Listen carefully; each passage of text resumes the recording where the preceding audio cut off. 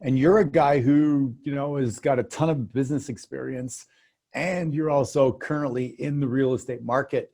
Why don't you tell us a little bit about what you're feeling with your companies, your investments, and how you're leading your teams, et cetera? So it's interesting because I feel like we've all prepared for this as much as we can, but I don't think anybody saw it coming the way that it is, and it happened quick and it happened fast. So the fundamentals are the same.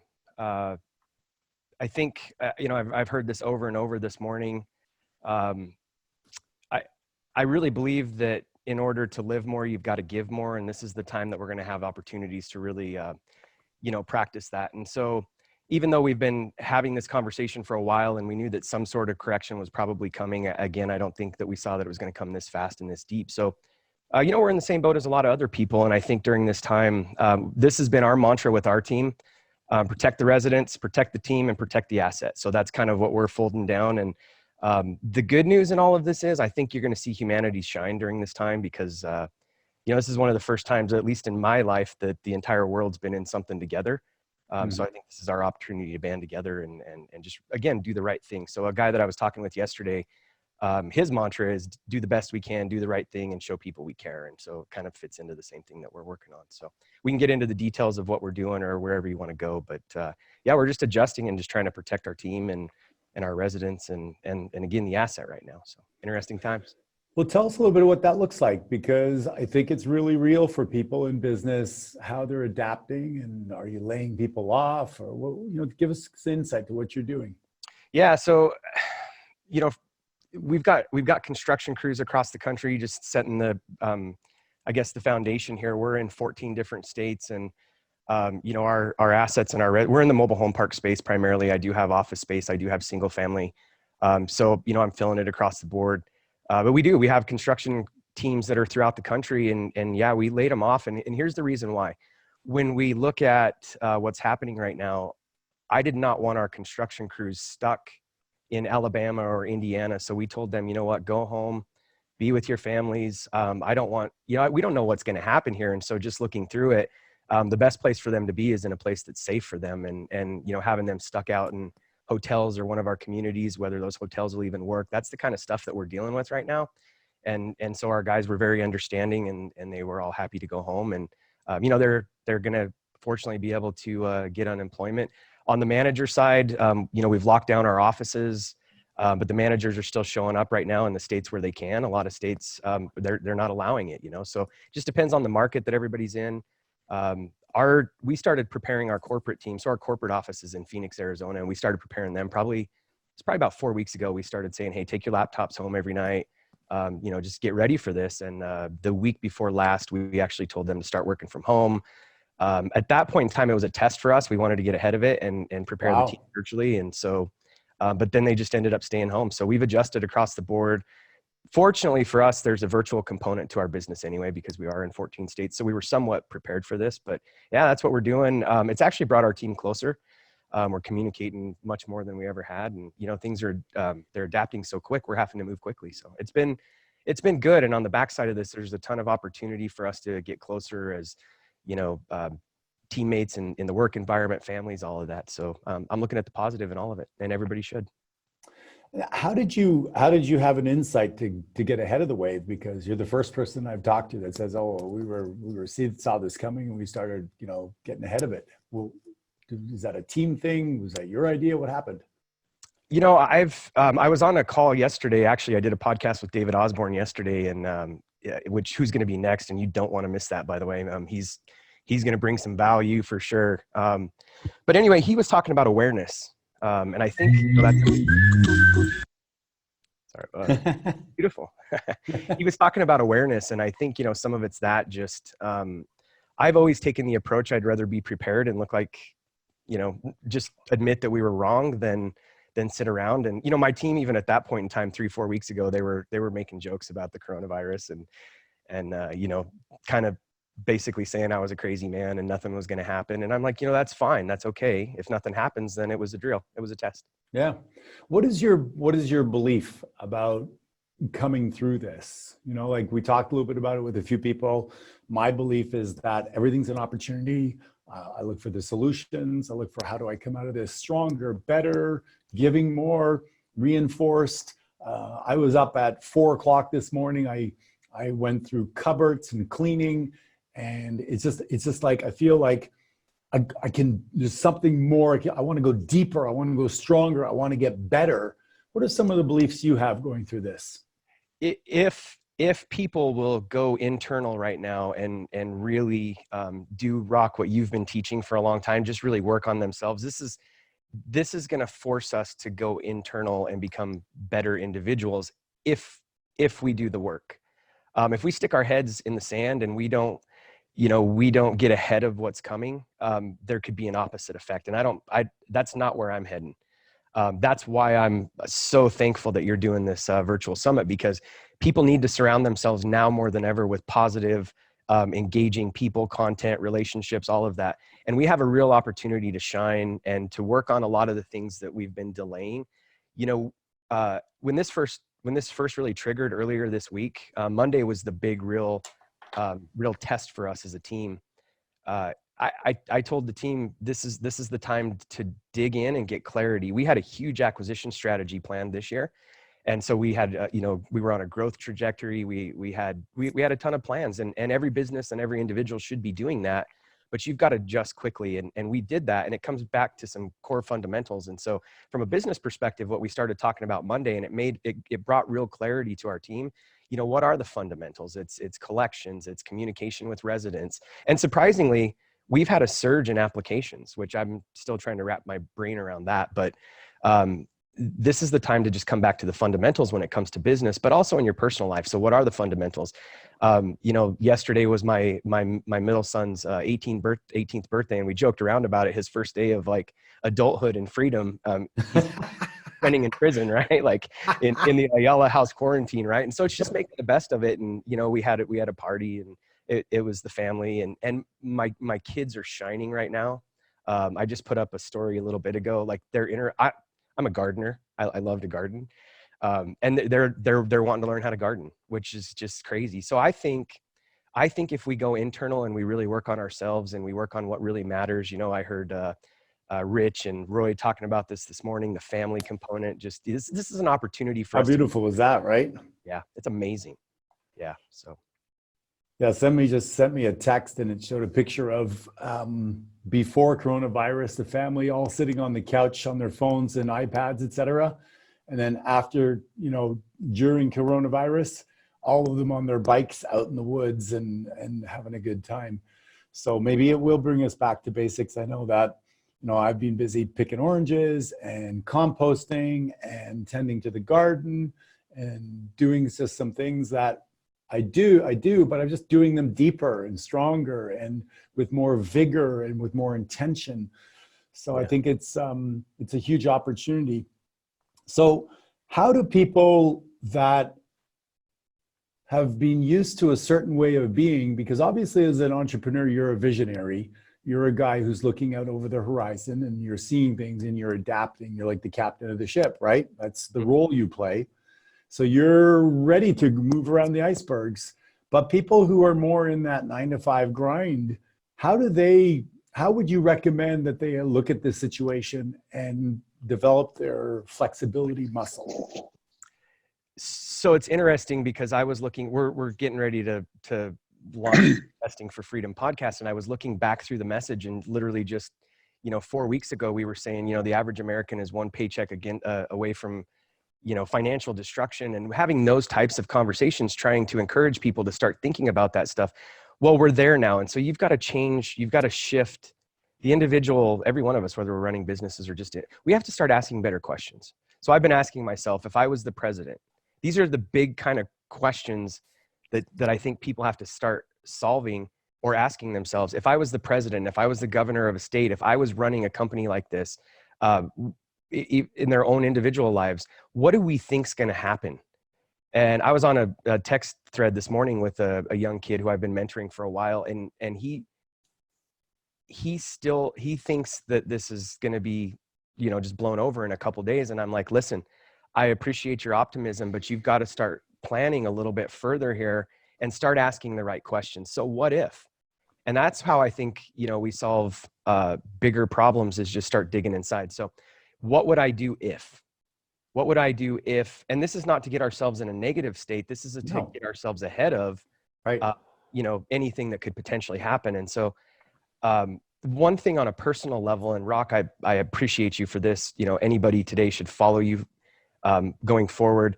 It's really cultivating ourselves first, whether it's, a meditation practice, a yoga practice, being around encouraging people, M1, GoBundance, these types of organizations where we have pods. My pod has been amazing over the last 4 weeks. We've upped our pod calls to 3 times a week, which is usually once a week for 30 minutes. We've upped our pod calls to 3 times a week for an hour and a half. So what am I saying? Whoa. You don't need necessarily to join an organization to reach out to several people, even if it's in a private Facebook group that you just create with 5 people. Like, get in there and encourage each other. So ask better questions. Be prepared to solve big problems, because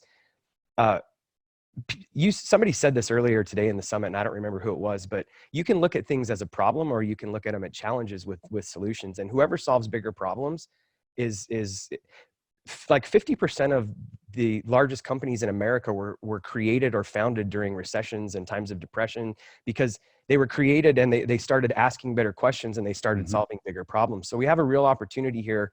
Number one, for humanity, to help your neighbor, help each other, but also just from a financial perspective. If you keep your mind right and you surround yourself with people that are smarter than you, like Rock Thomas, you will come out the other side of this better. So just ask better questions. Start trying to see maybe what's going to happen a day ahead, and then that'll take you into a week ahead, and then a month ahead. So get in groups. There's a ton of free Facebook communities and that kind of stuff. Just surround yourself with smart people. Well, you and I met through a mastermind organization, and we hung out, and we got to know and like each other. We spent a bit of time in some local meetups and some big events. And you've kind of developed this passion, even though you are primarily an entrepreneur, you've now developed this secondary passion, which is to help people, and it's right behind you, invest for freedom. Let's talk a little bit about, what's behind that for you.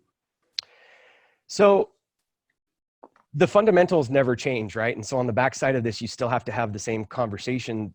We're changing the freedom is a little different in this time. So freedom for me has always been to just be able, like if my wife said, hey, I want to go to Hawaii tomorrow, I want to be able to go to Hawaii tomorrow. Now, sometimes external forces stop that. So we're in some interesting times, but the fundamentals of the way we think about it don't change. So I ask this simple formula, this simple question: what do you really want? Why do you want it? What are you going to do to get it? Measure the results and adjust. And Rock and M1, you got this thing buttoned up.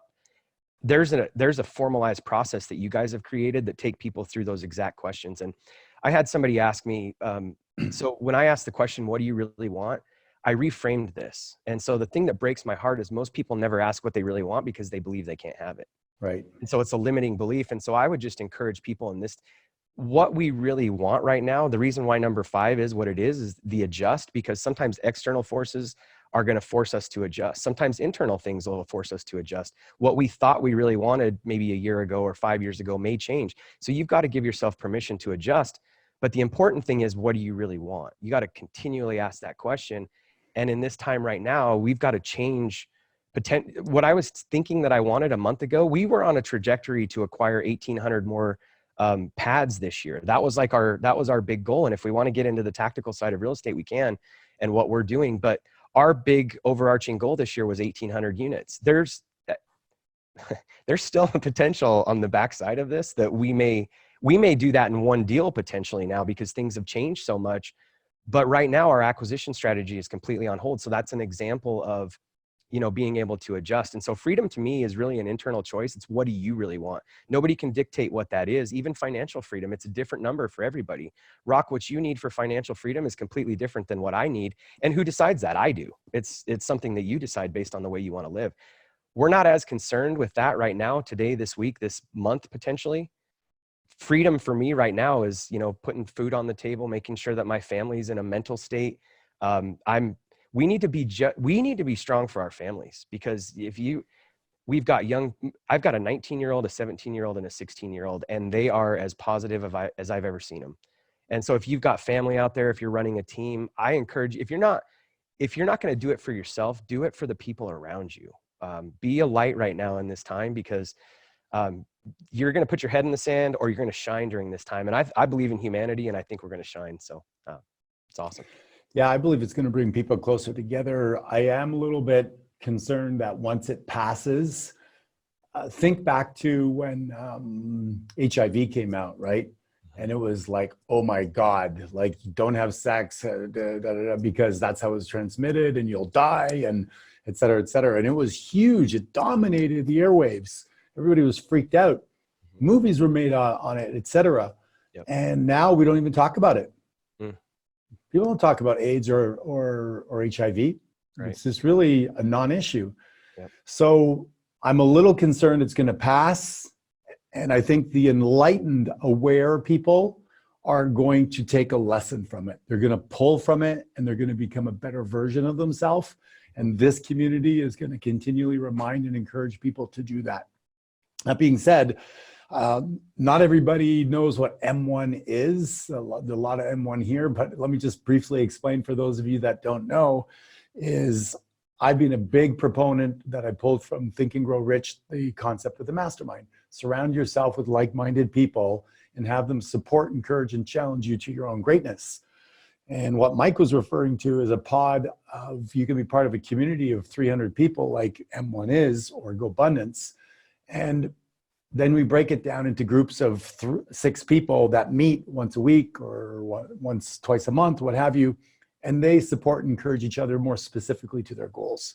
The simple thing is, are you being intentional in spending time with high-minded people where they're having high conversations, and they're going to hold you accountable to your own greatness?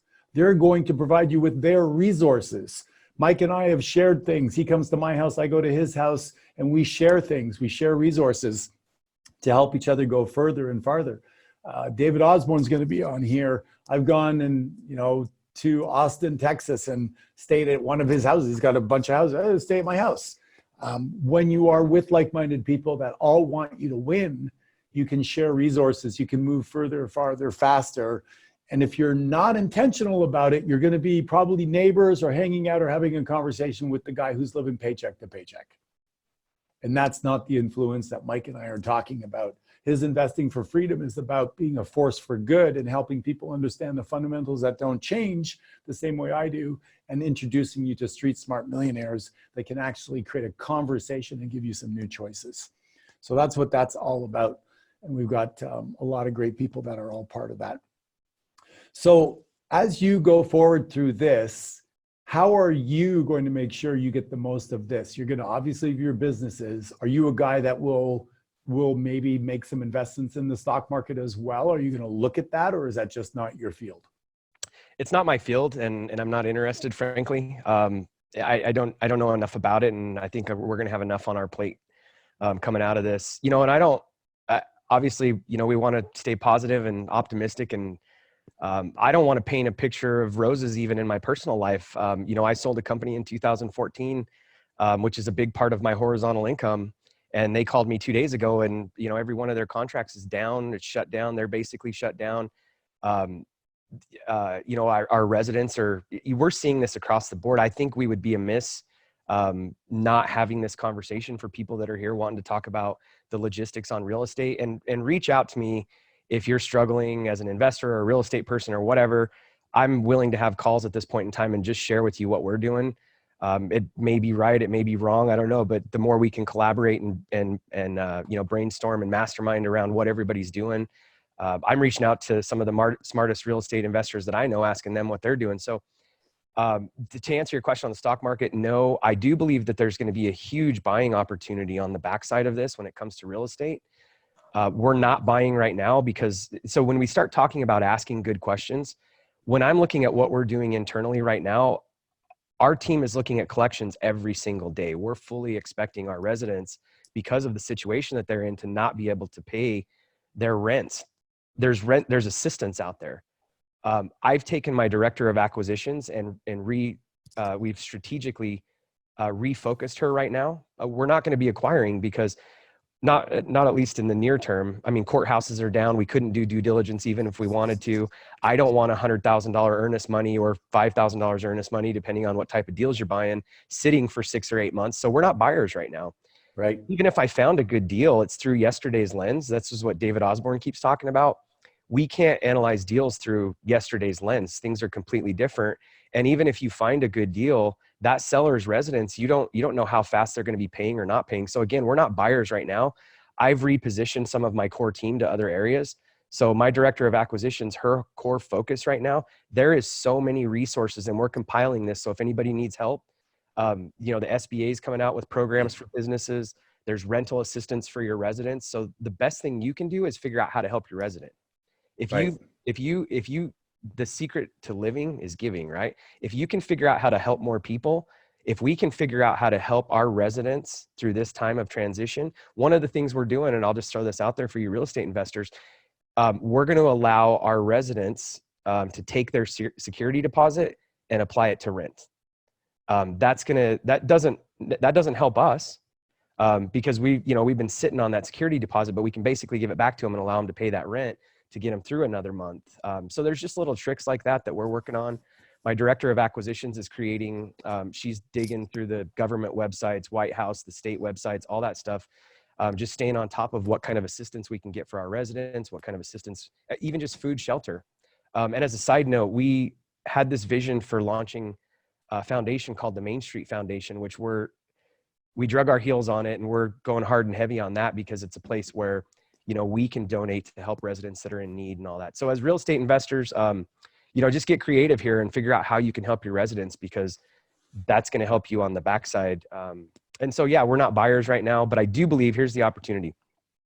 If you can figure out how to get through that, and there's a couple more things on the strategic side that I want to say, but if you can figure out how to get through this time right now, there's going to be some buying opportunities because even people that weren't sellers before, maybe we've talked to some sellers that just weren't ready to sell yet.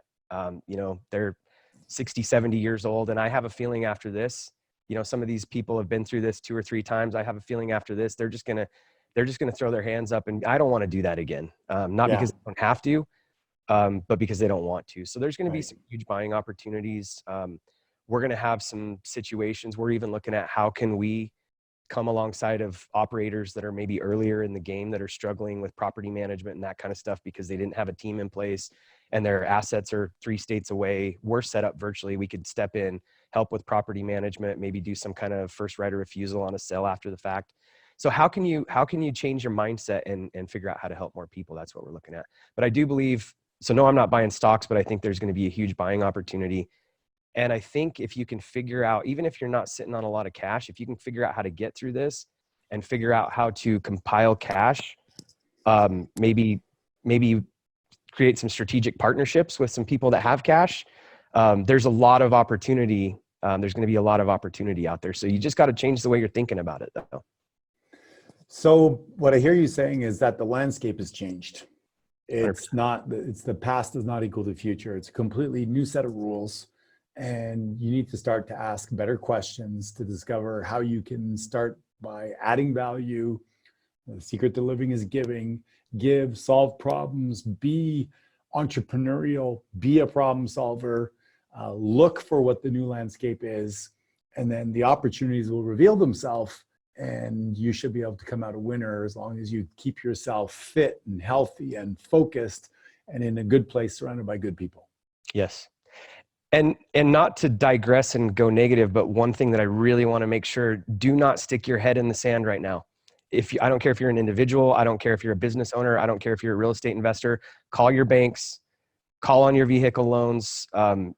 Our lenders, whether it's private money or our investors, banks themselves, everybody is in the same boat together right now.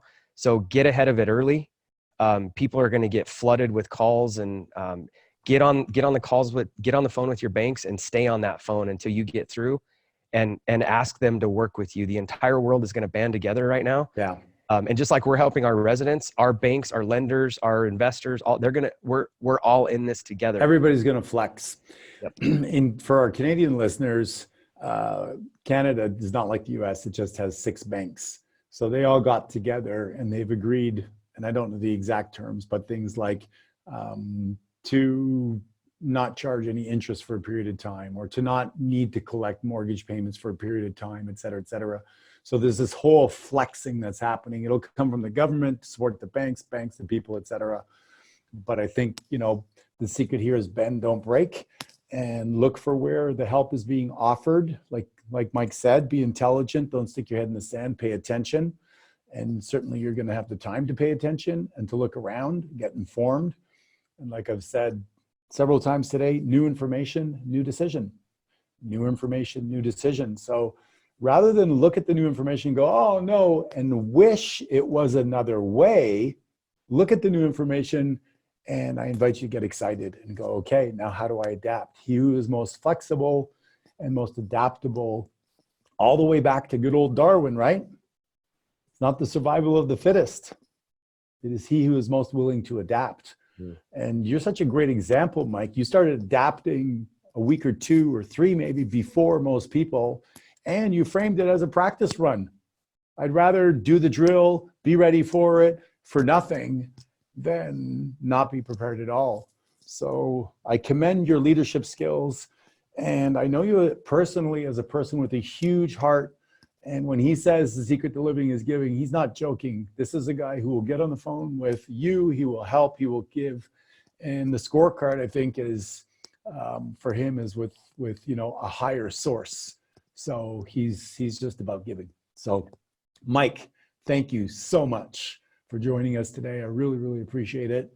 You're such a great brother and such a great guy. Any parting comments before you head off?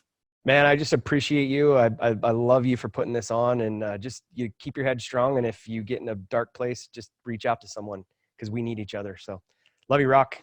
Yeah, you too, buddy. Okay. God bless. Thank you. All right.